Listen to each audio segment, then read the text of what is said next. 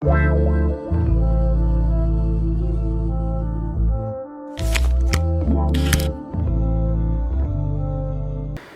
frères et sœurs, bonjour. Chaque dimanche, nous avons l'occasion de nous rencontrer en communauté et de nous adresser à Dieu dans la Sainte Messe, dans le culte dominical, pour le remercier, le louer, le glorifier et le supplier pour nous et pour le monde entier. Et pas seulement cela, en participant à la Sainte Messe, nous nous nourrissons de lui, nous nous nourrissons de sa vie, même en recevant sa parole et en communion avec sa divine Eucharistie. Que ce dimanche soit ainsi pour nous tous, de telle sorte qu'avec le Christ en nous, nous intercédons auprès de lui pour les besoins de ceux qui sont proches ou éloignés de nous. Aujourd'hui, comme pilule, reconnaissons l'œuvre de Dieu non seulement dans notre cercle ecclésial, mais aussi chez les autres chrétiens qui, au nom du Christ, œuvrent pour la fraternité universelle. L'évangile de ce dimanche, qui est pris du chapitre 9 de Saint Marc à partir du verset 38, nous présente un des détails très instructifs sur la vie de Jésus avec ses disciples. Ils avaient vu qu'un homme qui ne faisait pas partie du groupe des disciples de Jésus chassait les démons au nom de Jésus et ils voulaient donc le lui interdire. Jean, avec l'enthousiasme zélé typique des jeunes, rapporte la chose au maître et cherche son soutien.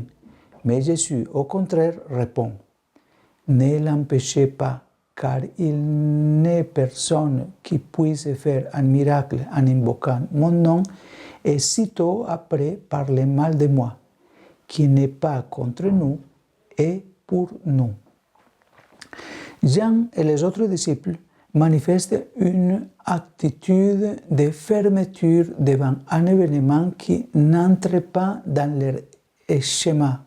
Dans ce cas, l'action, pourtant bonne, d'une personne extérieure au cercle des disciples.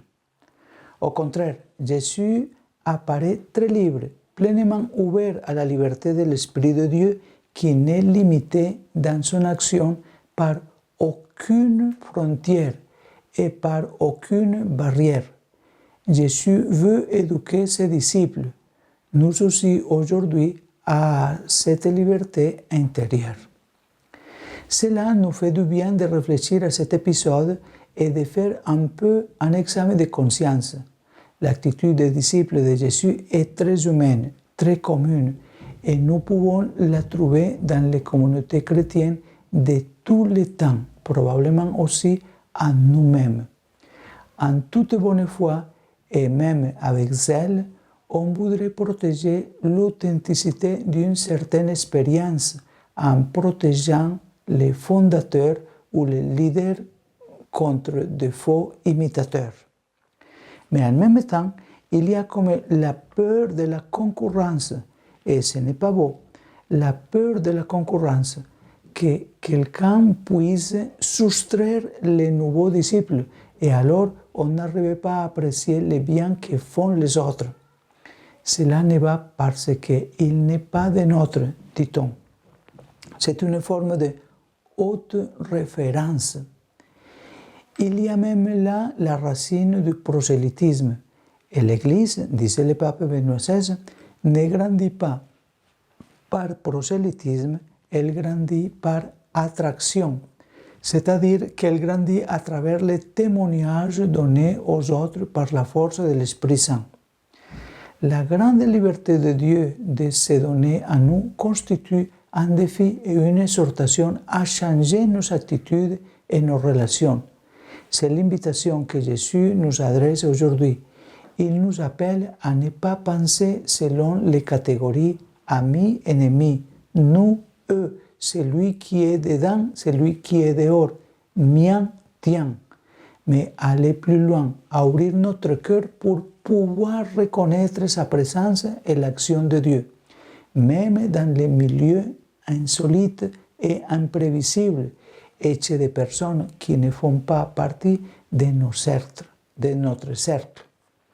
Il s'agit d'être davantage attentif à l'authenticité du bien, du beau et du vrai qui est accompli, qu'au nom et à la provenance de celui qui l'accomplit.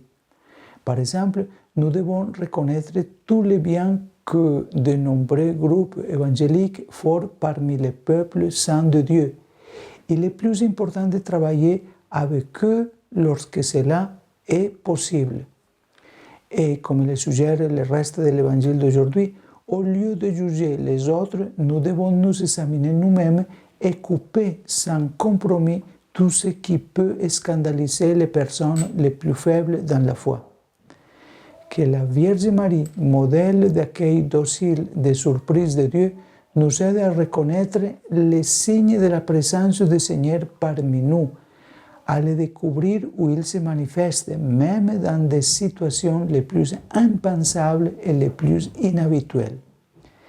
Qu'elle nous enseigne à aimer notre communauté sans jalousie et sans fermeture, toujours ouvert au vaste horizon de l'action de l'Esprit Saint. Et que Dieu Tout-Puissant vous bénisse, le Père, le Fils et le Saint-Esprit. Bon dimanche et merci. Si vous aimez ces commentaires, je vous invite à donner un like et à les partager avec le plus grand nombre que vous pouvez. Bénédiction à vous.